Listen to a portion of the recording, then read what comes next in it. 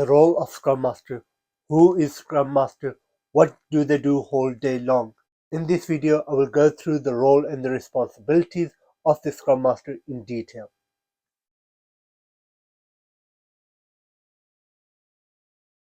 Welcome back to my video.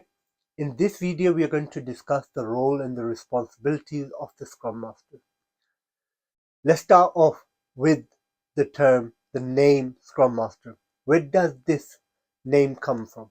Those of you who know what rugby is, that you would know what Scrum is. In rugby, we have a Scrum where everyone gets in this headlock form, tries to push the other team and get hold of the ball.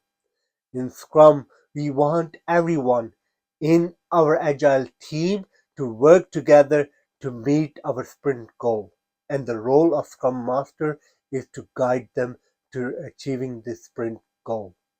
The role of Scrum Master is to act like a servant leader for the team, helping them, educating them, removing the blockers, and getting the team to achieve their sprint goal, to deliver that product and make it robust, and for it to meet the customer's needs, and to deliver the value for the customer as fast as possible. One thing I want to highlight here is that in recent versions of the Scrum Guide, they have renamed the title of Scrum Master from Servant Leader to Leader Servant. And the reason behind this is that they want to emphasize the point that you as a Scrum Master are leader first. You are leader to the team. You are there to serve the team as a leader. You are not a servant. You are not there to make tea and coffee for your team. You are there to lead them to delivering that product and their sprint goals. So let's begin. Role of Scrum Master. Number one, you as a Scrum Master are the guardian of the Scrum and Agile practices. So by this I mean that you as a Scrum Master, you are there to ensure that the team adheres, understands and follows the Scrum practices and understands the reason why they are set up there. So you are there to make sure that team is doing the sprint planning, running the daily scrums and all of the Scrum practices, but so that team understands what they need to do each of those Scrum and Agile practices. You are there to make sure that the team runs a true sprint review, not a show and tell. You are there to make sure that team every sprint is doing sprint review. You are there to make sure that the team is improving week on week, day upon day, sprint upon sprint. And when that product owner or senior stakeholder comes to you and says, we are very busy, we are rushed, we need to speed things up, so how about we cut out some of those Scrum practices? You are there to defend and you are there to tell why each of those Scrum practices are important and what value they deliver. And you are there to make sure that we are not taking any shortcuts in best practices of Scrum and Agile in general as well. You as a Scrum Master, you are a facilitator for your team. You are there to facilitate those Scrum ceremonies, but not only there, you are there to facilitate the communication within the team and between the Scrum team and the product owners and the business as well. You as a Scrum Master, you serve as mediator, you foster communication and you resolve the conflicts between the team and between the team and any of the stakeholders or the product owner. You as a Scrum Master, yes, you are facilitating all of the Scrum ceremonies, you are facilitating all of the workshops, but it is also important to ensure that you are facilitating the communication throughout the team, between the team, across the teams, and across the organization. You as a Scrum Master, you are an obstacle eliminator or an obstacle bulldozer. Your job is there to eliminate and remove any obstacle that is slowing your team's progress. If there are any blockers, if there is any hindrance in the progress of the team, you are there to remove that. That is one of your primary duties as a Scrum Master. It is your primary duty as a Scrum Master to identify and eliminate those blockers, no matter what it means. even if it means acquiring more resources, acquiring more knowledge for the team, or it requires resolving those conflicts within the team, or shielding the team from external influences. You are there to protect the team and remove its blockers so that they can deliver their sprint goals. You, as a Scrum Master, you are a mentor and a coach for your team.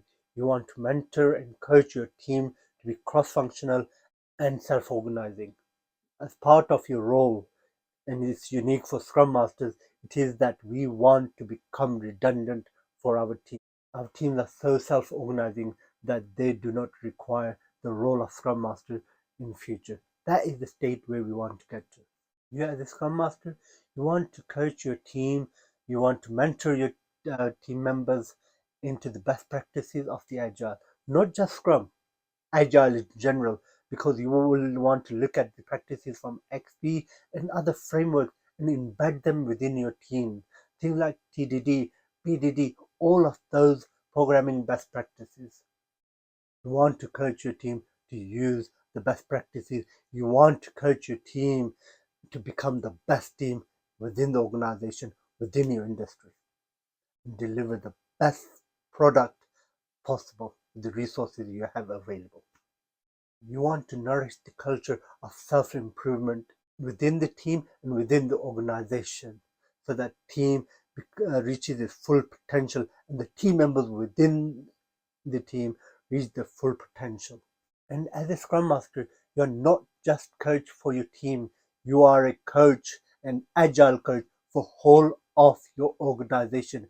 You want to coach and help all of your organization, the whole of the organization to become agile and to follow the best practices and make the organization culture that of self-improvement, continuous growing, and remove those things that hinder the organizations and the teams like fear.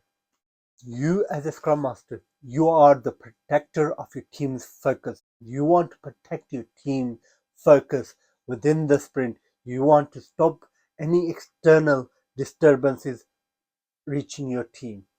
You as a Scrum Master, you are there to shield your team from all of the external distractions, disturbances. You want to protect your team from the senior management and coming and asking those odd favors. You want to protect your sprint commitments so no one should be able to add things to your team's sprint backlog mid-sprint. You want to protect the focus of your team to deliver what they have promised to deliver. Focus for your team is very important, and you want to protect your team's focus so that when you are scheduling all of your Scrum ceremonies and other meetings, make sure that you consider and protect the focus time as well. Make sure that there is time for your team to actually sit down, put their head down, and get that focus time throughout the sprint. And that when you are setting up your daily scrums and other meetings, that they do not break the team's focus. So that is why we set our daily scrums generally in beginning of the what you call day or towards the end of the day to allow the team members to focus on delivering their sprint goals. And as a coach for your organization, you want to educate your stakeholders on the importance of focus and why they should not be disturbing your team members mid-sprint. And if you agree as a team of having meeting free time, a focus time, and then you should what you call inform your stakeholders that this is the protected time for the team and they are not allowed to disturb the team members during that time. Protect the focus of your team and you will increase how much the team delivers in a sprint really rapidly. You as a Scrum Master, you are a metric monitor for your Scrum team. By metric monitor, I do not mean micromanagement.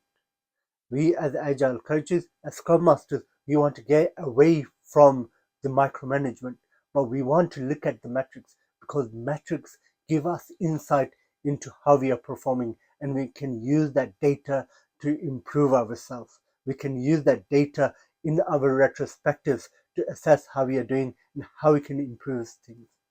We can use that data to see what is slowing us down and what improvements we can bring in that are going to make us faster. And if we are using experiments, which we as agile teams should be on regular basis doing experiments, then we can use this metric, this data to prove that these experiments that we have done are successful or not.